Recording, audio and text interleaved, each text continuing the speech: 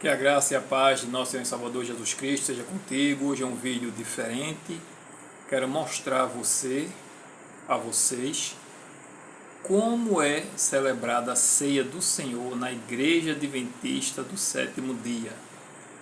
Vou falar um pouco e vou também mostrar com as imagens, porque eu filmei o culto, o solene culto da ceia e também todo o serviço que ali é realizado, inclusive a cerimônia do lava-pés, que infelizmente as grandes igrejas, ou algumas grandes igrejas, eles não participam.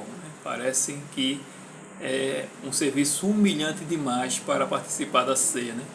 Uma coisa que foi instituída pelo próprio Cristo para mostrar que ali, realmente, no reino de Deus, não existe ninguém melhor do que ninguém, e na sua igreja também não existe ninguém melhor do que ninguém. Se você quiser fazer parte do reino de Deus, você faz parte do reino de Deus, aliás, porque você, quando entrega a vida a Jesus, você começa a fazer parte do reino de Deus aqui na terra. Você deve agir como se já estivesse no céu. Então, essa ordenança nos foi dada e instituída pelo próprio Cristo Jesus, a ceia e o lava-pés. Para celebrar a ceia do Senhor aqui na igreja, você precisa participar do lava-pés. Mas durante o vídeo a gente vai lhe dando aqui mais alguns detalhes. Deixa eu mudar aqui a minha câmera e vamos ao vídeo. Pronto, aí começamos com primeiramente os momentos de cânticos, Os momentos de cânticos são os cânticos iniciais, antes até do horário, às vezes antes do horário inicial do culto, ou às vezes a partir do horário do culto. Nesse caso aí, neste dia, tivemos os momentos de cânticos, as orações, a oração inicial, e aí tivemos também a apresentação do grupo do Ministério Redenção. Aí veio a ministração da palavra com o pastor Edinaldo Limoeiro. Ele meditou, explanou os versos de Lucas, capítulo 22, 14 e 15, que diz: Chegada a hora, pôs-se Jesus à mesa e com ele os apóstolos, e disse-lhes: Tenho desejado ansiosamente comer convosco esta Páscoa, antes do meu sofrimento. Então ele falou ali do anseio de Cristo, de comer aquela ceia com os apóstolos, e também falou sobre João, capítulo 13, principalmente na questão do lava-pés, E essa ordenança de Cristo, foi instituída por Cristo, e nos leva a uma comunhão também mais profunda, com Ele, através de fazer aquilo que Ele fez com o próximo. Além do que Ele disse que sempre que o fizeste a um destes pequeninos irmãos, a mim o fizeste. Então, quando eu lavo os pés do meu irmão, então eu estou mostrando de que somos todos iguais, certo? Também que assim como Cristo, eu seguindo o mandamento do Mestre, é como se eu estivesse lavando os pés do próprio Cristo. Jesus, ele que não veio para ser servido, mas para servir, e ele diz também: sede servos uns dos outros pelo amor, Galatas 5, verso 13, ou seja, ele institui ali um memorial também, da humildade, da condescendência com Cristo, ou seja, fazer aquilo que Cristo fazia, e um memorial da humildade, uma lição de perdão também. Ele lavou os pés de Judas, mesmo sabendo que Judas o trairia, e mostra também uma lição de companheirismo com Cristo e com os próprios crentes também. Este é a questão do lava-pés. A ceia do Senhor entre o seu povo, entre os protestantes, os cristãos, o nome comum para designar o serviço da comunhão é ceia do Senhor. 1 Coríntios 11, verso 20. A ceia do Senhor, ela deve representar uma ocasião festiva, não um período de tristeza. A cerimônia precedente do lava-pés já propiciou a oportunidade para autoexame, confissão de pecados, reconciliação de diferenças e perdão. Tendo recebido a certeza de haverem sido purificados pelo sangue do Salvador, os crentes acham-se prontos para ingressar em comunhão especial com seu Senhor. Dirigem-se à sua mesa com alegria, postando-se sob a luz e não sob as sombras da cruz, prontos para comemorar a redentiva vitória. Isso logo após ter participado da comunhão com os irmãos na questão da cerimônia do lava-pés. Infelizmente, essa instituição de Cristo, lava-pés, a maioria das igrejas cristãs, ou grande parte das igrejas cristãs, elas não seguem, né, esse mandamento do lava-pés. Eles parecem que acham que é humilhante demais lavar os pés do próximo, né? Mas Jesus não o achou. O Rei do Universo, o Criador, o Deus Todo-Poderoso, se fez carne e ainda lavou os pés até de Judas, o mais indigno de todos ali naquela reunião. Nisso, né, na ceia do Senhor, a ceia do Senhor ela ocupou o lugar da Páscoa, que era praticada no Antigo Testamento. A Páscoa encontrou seu cumprimento quando Cristo, o Cordeiro Pascal, ofereceu sua vida. Antes de sua morte, foi o próprio Cristo quem efetuou a substituição, que significava o grande festival do Israel espiritual sob o novo concerto, a nova aliança. Portanto, as raízes de grande parte do simbolismo da ceia do Senhor estendem-se para o passado, para a comemoração dos serviços da Páscoa, que é também a ceia, né? É uma celebração, ou a Páscoa, né, também é uma celebração, a comemoração da libertação do pecado. Outra coisa também, outra questão que é muito, as pessoas perguntam, né, quem pode participar, né, da ceia? Isso é uma análise que a pessoa mesma deve fazer, né? Examinar o coração, porque na realidade todos somos pecadores, né? Contudo, aquele que se arrepende dos seus pecados e quer uma transformação, quer uma mudança, obviamente ele não vai deixar de cear com Cristo, de ter essa comunhão com Cristo, por causa que ele cometeu algum pecado. Agora, aqueles que realmente estão em pecado e não querem mudar, realmente é melhor que ele não tome a ceia. Mas isso quem decide é a pessoa. Ninguém decide por ninguém, certo? A igreja deixa a opção da pessoa. E ninguém pode julgar aquele que não quis cear, né? Ninguém sabe o motivo, então nós não podemos julgar nem entrar no mérito da questão. Apenas explicar e que todos podem fazer parte da ceia do Senhor, desde que queiram, né? E passem pela cerimônia do lava-pés.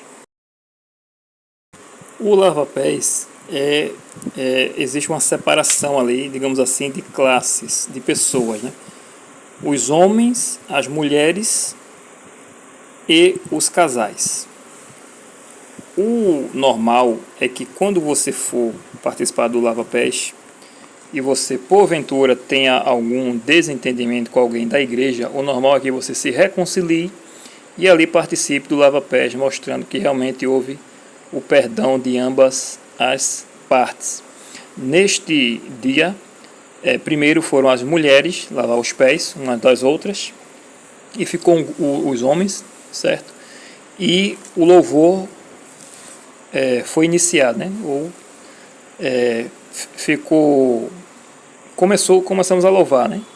Enquanto as mulheres foram fazer o lava-pés. E depois foi a vez dos homens. As mulheres ficaram louvando e os homens foram fazer os lava-pés. E por último, os casais que quiseram lavar os pés um dos outros. Mas o louvor foi contínuo. Era essa palavra que eu queria achar. O louvor foi contínuo durante a cerimônia ali do lava-pés. Agora chegamos aí na cerimônia do lava-pés. A imagem está um pouco tremida porque a internet nesse dia, eu filmei ao vivo, mas a internet era dos meus dados móveis, né? E não estava muito boa. Por isso ficou esse treme-treme aí na imagem. Aí sou eu me abaixando ali em vermelho, juntamente com o irmão Edinaldo. De camisa azul está ali Cristiano, que faz parte da igreja de Cavaleiro, Cristiano, e ali abaixado o pastor, cabecinha branca ali, lavando os pés de Cristiano, e depois Cristiano lavou os pés dele, né? Então ali a gente lava os pés um do outro, eu lavo os pés de Edinaldo e depois Edinaldo, a gente troca a água, né? Troca a toalha, pega uma toalha limpa para poder enxugar os pés. Agora foi a minha vez, né? A vez de Edinaldo, aliás, a minha vez de ter os pés lavados, e ali Edinaldo fazer fazer o serviço, né? O serviço de humildade. E foi a vez agora de Edinaldo. Terminado o serviço, né? Terminado de lavar os pés um ao outro e ter trocado as águas, né? Também, e deixar outra água e outra toalha seca para o próximo que vem para o serviço. Então foi o momento ali de orarmos, né? Orarmos um pelo outro. Um começa a oração pedindo exclusivamente pelo próximo, né? E depois o próximo ora pelo que orou primeiro, também pedindo única e exclusivamente pelo primeiro, né? E ali nós nos abraçamos, nos desejamos, nos encontramos no céu e pedimos ali o batismo do Espírito Santo. É um momento realmente muito gratificante, muito intenso, de muita importância para o nosso crescimento espiritual. Agora nós voltamos para a nave da igreja, né? E como você pode ver, os louvores não param, né? Os louvores continuam sem cessar. Fora a vez dos homens lavar os pés e as mulheres ficaram para entoar os louvores. E aí depois disso vem a realização da ceia, mas não sem antes o pastor fazer mais uma vez uma reflexão nos momentos, né, que antecederam a crucificação de Cristo. Na primeira parte do culto, antes do lava-pés, o pastor falou do desejo de Cristo de tomar a ceia com os apóstolos, né, como dissemos, Lucas 14, versos 22 e 23, e também relatou um pouco sobre a questão do lava-pés, a importância, né, desta cerimônia. E aquele que não participasse da cerimônia do lava-pés não poderia participar também da ceia, né, mas ele apelou aos corações ali que participassem, né. Teve, se não me engano, uma pessoa que não participou, que eu vi, né, não tomou a ceia, né, mas assim, como eu disse, não cabe a nós julgarmos, né. Nessa segunda parte, ele explanou sobre Isaías 53, que é um dos textos mais, digamos assim, dramáticos e fortes da palavra, né, onde fala ali dos sofrimentos de Cristo, né, antes dele ter vindo ao mundo e como ele iria sofrer. Um dos textos realmente muito emocionante, e o pastor ele explanou sobre isso. Aí você vê ele lavando as mãos, né, antes de partir ali o pão e também de servir o vinho para a igreja. E quando a gente fala de vinho, estamos falando do puro suco da uva, certo? Foi o puro suco da uva que Jesus tomava e que Jesus tomou ali. É interessante as pessoas, essa é uma outra discussão, né, querer debater, dizer que Jesus não tomou o vinho, não foi o vinho puro que ele fez ali, o suco puro, né, porque é traduzida a palavra ali por vinho, né, mas não é o vinho alcoólico nem fermentado da época, né, mas é o puro suco da uva. Então tem essa questão de que Jesus ele teria transformado o vinho fermentado, né, isso é um absurdo, né.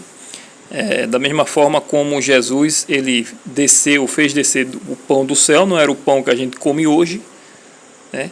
Da mesma forma Jesus não transformou água em vinho no vinho que eles tomavam naquela época, né? Mas um vinho realmente que nós também iremos tomar lá no céu. Aí o pastor mesmo foi quem fez o serviço de entregar ali o pão, né? Ele entrega o pão, normalmente são os diáconos que fazem esse serviço, mas o pastor mesmo fez, não sei o porquê, mas enfim, foi o pastor mesmo que fez esse serviço de entregar o pão para as pessoas cearem. E aí antes, ele fez a oração ali, depois de explanar Isaías 53, e aí ele vai voltar à mesa para orar pelo pão. Veja que é realmente até a parte da ministração era diferente, né, na questão dos seus objetos, porque ali não tem um púlpito, tem uma mesa com alguma ornamentação antiga, né, lembrando o tempo antigo, né, aquele jarro de barro, né, e etc. Então aí o pastor ele fez o serviço de diácono, entregando os pães ali. Nesse caso as pessoas foram até ele, né, porque quando são os diáconos eles vai de banco em banco, e ali ele vai fazer mais uma breve reflexão da palavra. Dessa vez foi baseada em 1 Coríntios, no capítulo 11. Se não me falha a memória, ele passou ali do verso 23, e ali ele abençoa o pão, ora ali pelo pão, todos de joelhos ali com reverência, né? Porque o pão simboliza a carne de Cristo, e ali todos em reverência, escutando, e ali se ajoelha, faz a oração, abençoa o pão, e depois ele pede para que todos faça parte desse momento, né? Cada um vai ali e toma o seu pedaço de pão. No caso, a oração não foi de joelho, né? Foi em pé mesmo. Agora ele vai fazer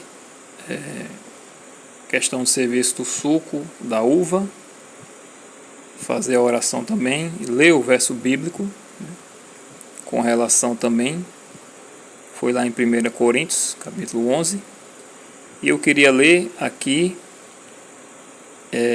1 Coríntios 11, verso 26, que diz, né, porque todas as vezes que comerdes este pão e beberdes o cálice, anunciais a morte do Senhor até que Ele venha. Aleluia. Então ali ele se ajoelha, faz a oração ali pelo o suco da uva, né, que a gente chama também de vinho. E aí, depois da oração, onde ele vai também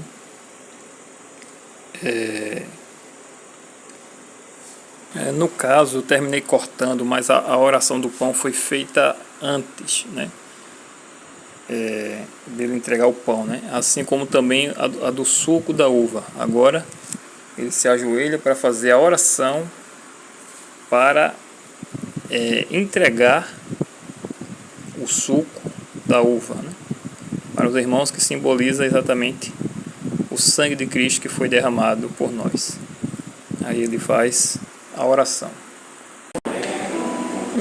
Pronto, agora sim, né, levanta e vai fazer o serviço do diaconato, entregando ali. Dessa vez ele foi de banco em banco. Cada um pôde ali pegar a sua tacinha do puro suco da uva, aguardar solenemente enquanto ele terminava de entregar o restante, para que ele mais uma vez lesse um verso bíblico, para que possamos ali tomar o suco.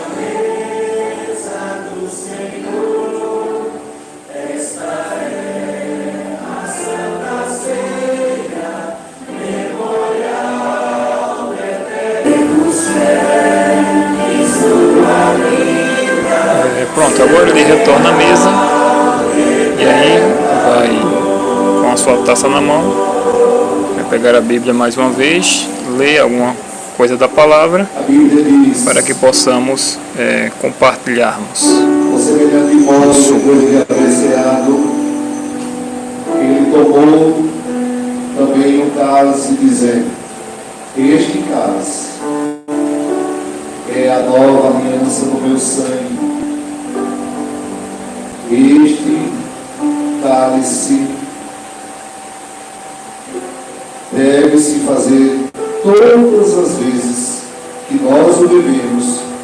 Este cálice devemos fazer em memória dele. Porque todas as vezes que o comerdes este pão e o beberdes este cálice, anunciais a morte do Senhor até que Ele venha. Amém. Nesse momento, irmãos, participemos todos então do cálice do Senhor.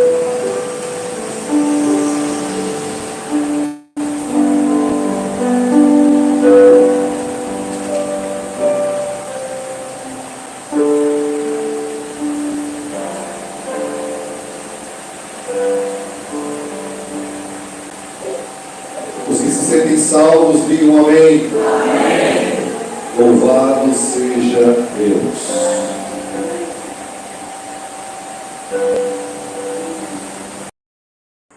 Pronto, pessoal, esse foi o vídeo, né? Depois ele vai recolher as taças, vai orar novamente.